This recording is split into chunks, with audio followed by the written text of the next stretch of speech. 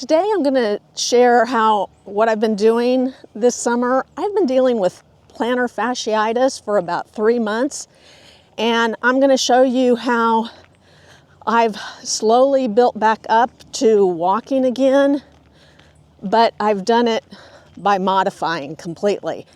And you've seen me post a lot of rebounding workouts, and this is actually what's helped me get back on track. So what I usually do is I was walking over 5 miles a day with a 20-pound weighted vest and barefoot shoes. And I got plantar fasciitis in the arch of just one of my feet. Never had it before. Extremely painful and frustrating because it just doesn't go away for a while. So I've had to deal with that. And the biggest thing, if you are fighting with this, is you don't want to quit walking. Now, rest and recovery is good, but you've got to walk every day, right? You have to. But the biggest thing for me is that I stopped fast walking and shortened my stride. And I think that taking shorter steps really helps it a lot.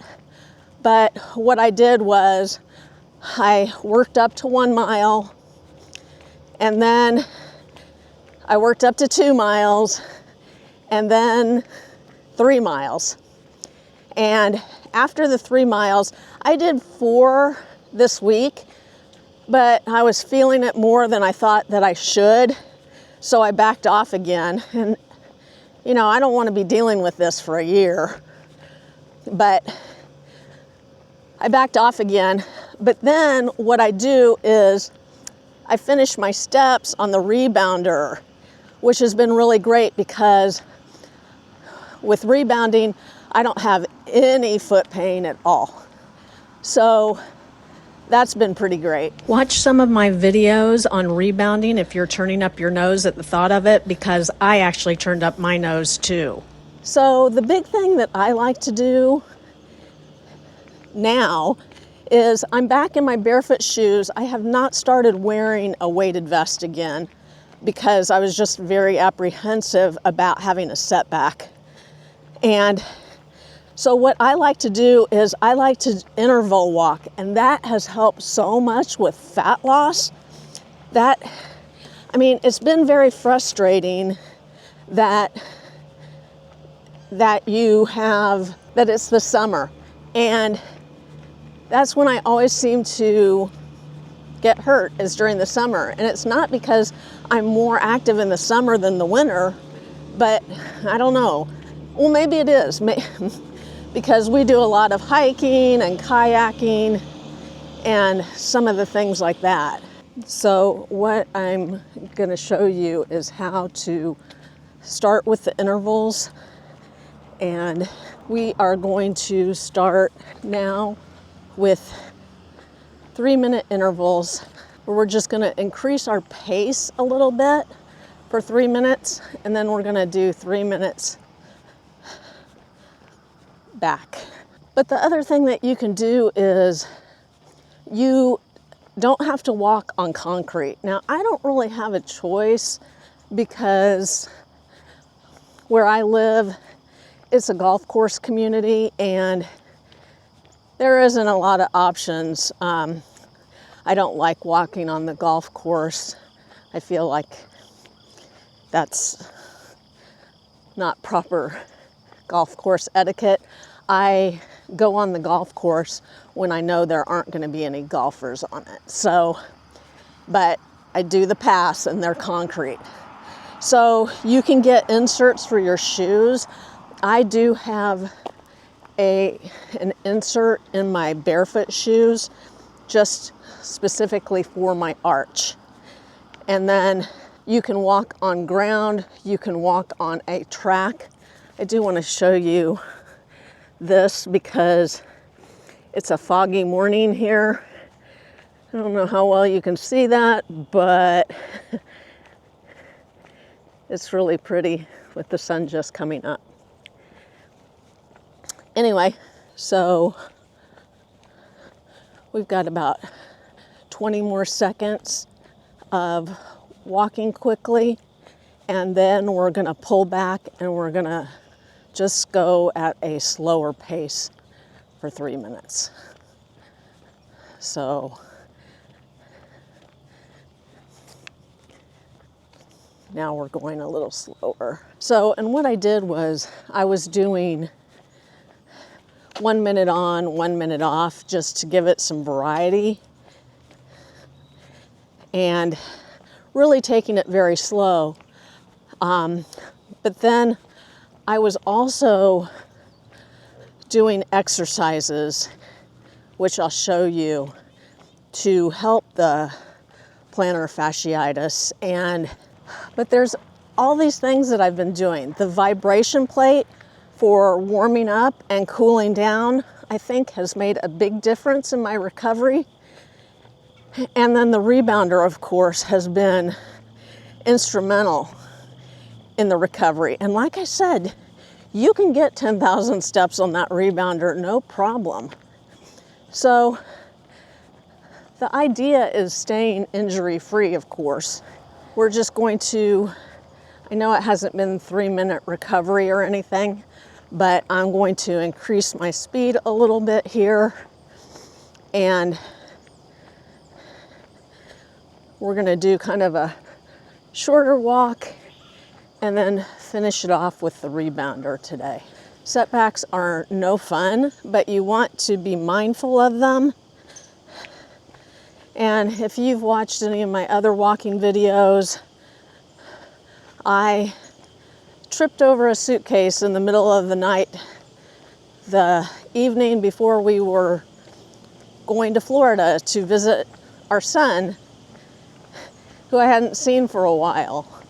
And I didn't think I had a broken wrist. My husband was sure I had a broken wrist. And we pushed on and went to Florida anyway. 5 days later, came in, had it x-rayed, and it was broken in 3 places. So I've taken a lot of crap from people. So just mind your business. And I already know the repercussions from that. Fortunately, it all healed without any type of surgery or anything like that, so it was all good. I do try and watch myself now, and I work on my balance and mobility as much as I can.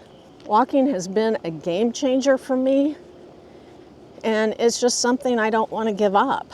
But you do have to listen to your body, and when it hurts, stop, pull back on what you're doing. I did want to show you that waterfall in the mist.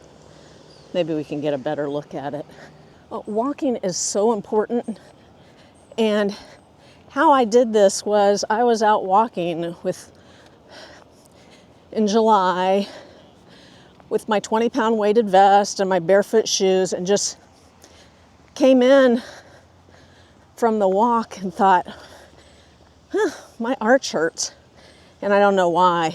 And the pain never really subsided from that, so I've been dealing with that ever since.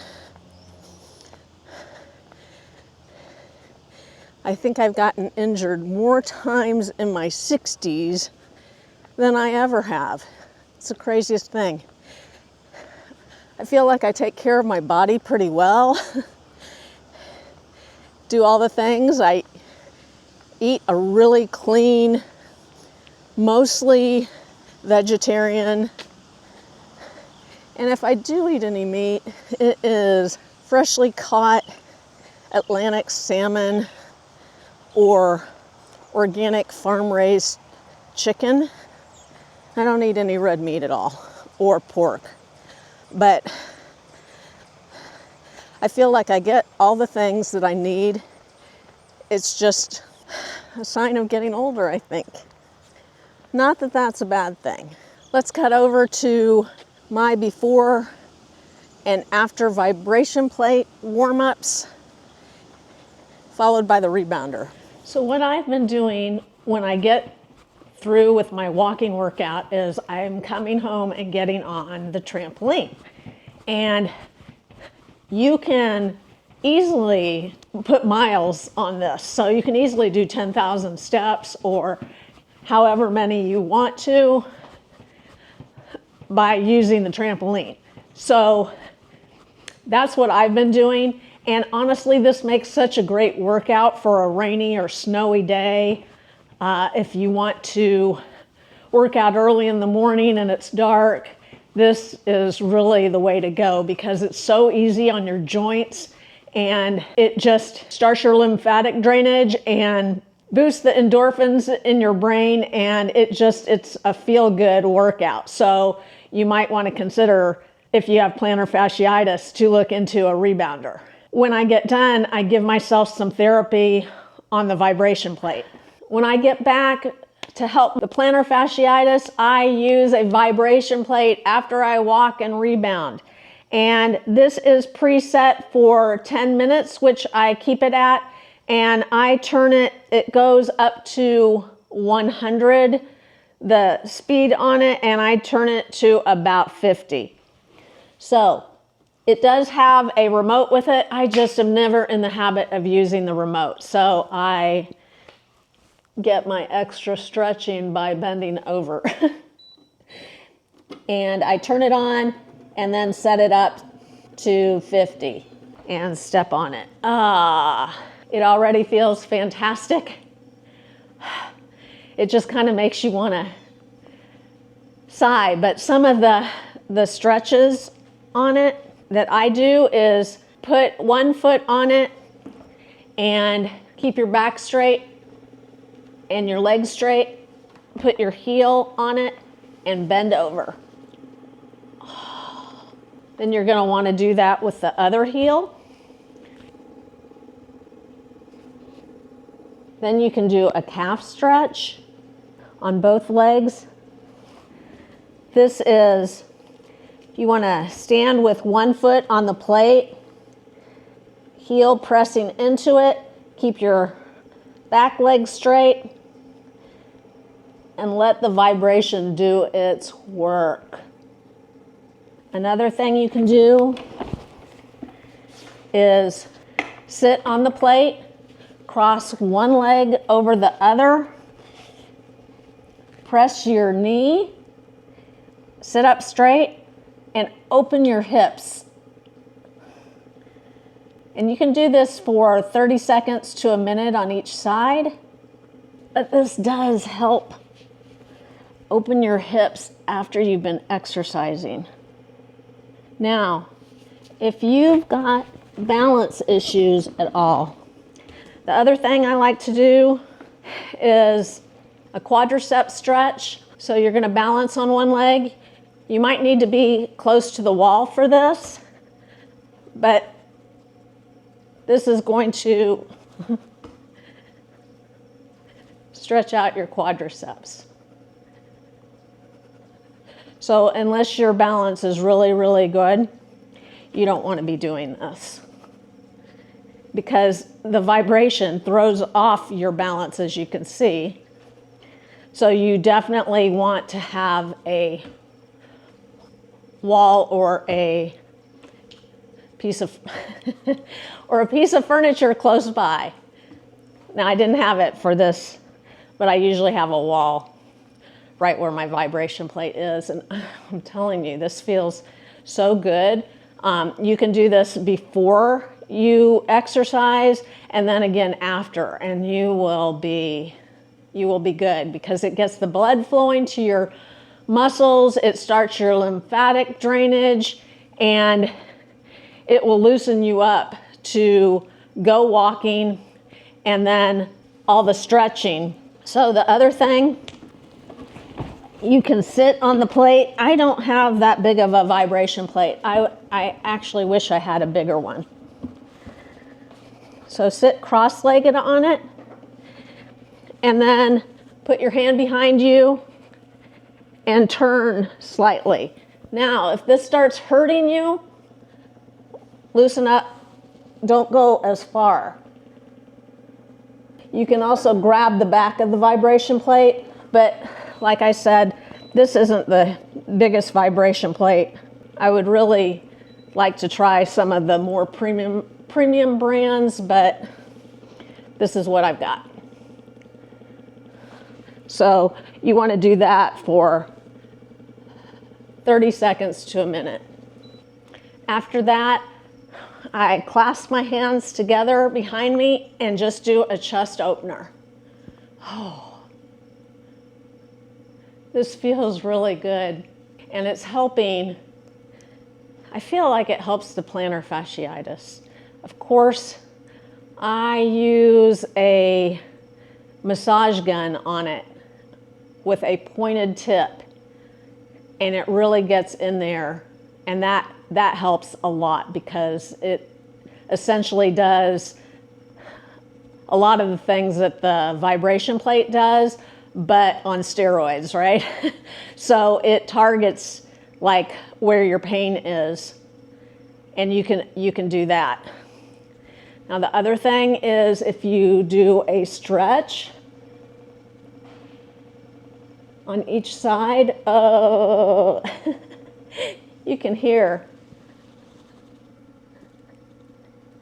So if you are dealing with an injury like I was, you definitely, this works better on carpeting, I will tell you that. But when you're standing on it, you don't hear any movement on the floors. That is what I do for plantar fasciitis, and I will see you next time.